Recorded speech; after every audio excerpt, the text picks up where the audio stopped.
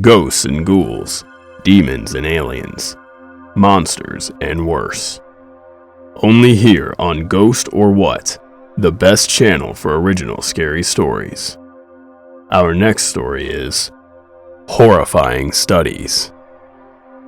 In a well-known university near the city, around the time of the exams scheduled for that month, one group of young and inexperienced students of medicine had to take the anatomy exam, for which they had to learn the names of the parts of the human body and fill in a series of answers. Of course, it was not supposed to be in a living human, but in a corpse. But the group was determined to succeed. They wanted to get a good grade on that test more than anything. It was something they strictly and desperately needed to go on with their studies. So, they were willing to take any risks necessary to learn what they had to learn. This, however, would come at a terrible price for them.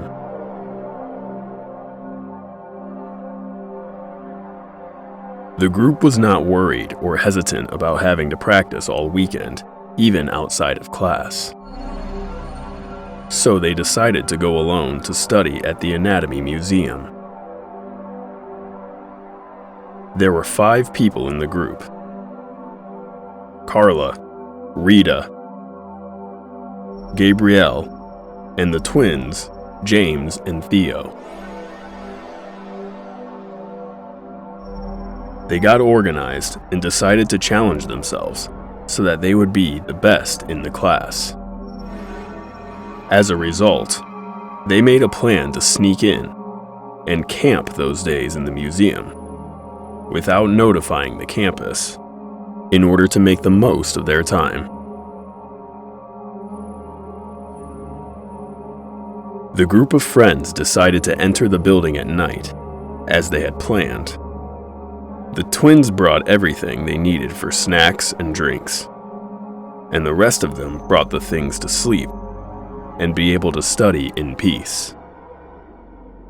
After making sure that no one could approach the museum, they began to look for what was specified in the study guides that they as such had previously reviewed. So Rita and Gabrielle began to read and were surprised when the first point asked them to name each part of the skull. Carla continued reading and was asked to review the muscles of the legs and arms.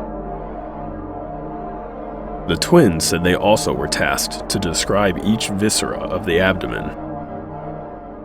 With a sudden chill, everyone looked at each other and wondered where and how to start this job that was looking more and more somber with each passing second.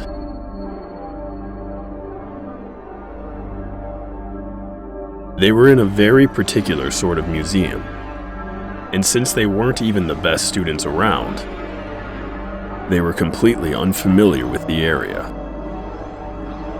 It was all too easy for them to get lost. All they could see around were very large tanks, all closed, and also smaller lockers that meant nothing to them, as well as a corridor that they thought was always closed. But they finally saw its doors opened. They thought it was very curious, and that's when they realized that they had entered probably the wrong place. They were in the area where the corpses were kept for dissection. The twins cringed and gagged at the smell. Carla visibly shivered, and Rita paled. She started muttering, "Let's get out of here, please!" But no. The twins were determined to pass the test, so they convinced the others to continue and try to find what was necessary to study, and they accepted. There, they began to search by opening the first tank, and there was nothing. They only saw filthy water that smelled like something disgusting and sick. The waters weren't peaceful, though, but they closed the tanks quickly and moved on. Next, Carla opened one of the lockers and found a bright skull staring directly at her. She jumped out of fright, but it was clean, exactly what they needed. Gabrielle took it and said, "Let's start with this one." But their focus was short-lived, and the boys began to play with the skull, throwing it around between them, until Rita insisted on respecting the area and continued searching for the other subjects. They continued walking under dim light, shivering as the temperature got suspiciously low. When suddenly, a thick voice was heard saying, "This way."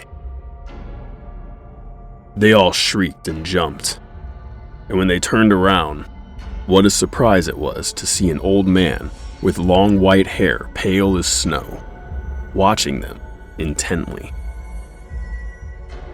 He smiled at them and told them they should look in the tanks because there is nothing in the drawers. They thanked him politely and asked themselves who he was, if there was no guard there. But when they looked for him again, the man was not there. The girls complained about how unsafe everything felt now, and how vulnerable and exposed they were.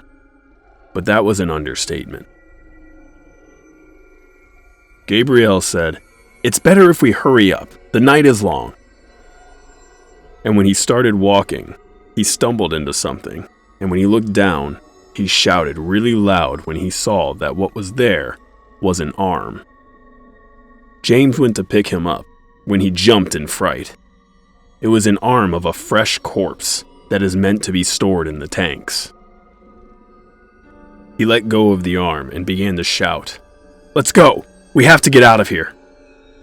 But they were already disoriented as to how they had entered, so they started running around like crazy when one of the lockers snapped open and came tumbling down it, falling onto a horrifying pile on the floor. Without knowing what to do to avoid being discovered, they decided to look for the old man they had seen to ask for help. They reached the place where all their belongings were, along with the first skull they found, but there was something wrong with it. The skull was now placed on top of a heap of white hairs. The girls screamed loudly, the boys gagged at the look of it, and none of them could control their fear taking over their bodies. It wasn't over, though. They started running away from that awful and cursed spot, but it was useless. There was nowhere to run. No matter where they went, they couldn't find the exit. Every door was locked, and every hallway was a dead end. The worst part were the sounds. They could hear an old man's sickly cough. They could hear a complete stranger's footsteps behind them. Old ladies whispering and gossiping around, and even little kids sobbing loudly. What was all this? This was the dreadful and undeniable confirmation that they weren't alone. These corpses they were surrounded by weren't quite so dead as they had previously thought. There remained only one question. Were they going to make it out of there alive? Or were they going to end up joining those restless corpses? My friends, standing there in the middle of the night, lost, confused, and scared, heard another noise. It wasn't moribund farm animals, and it wasn't ghostly black cats. This was something that defied life and death as we know it. Something that takes me back to another story, where a person's own comfort zone and trust will be betrayed by pure horror. Did you think that was the end? The terror never ends. Subscribe to our channel to hear more horror stories, only on Ghost or What.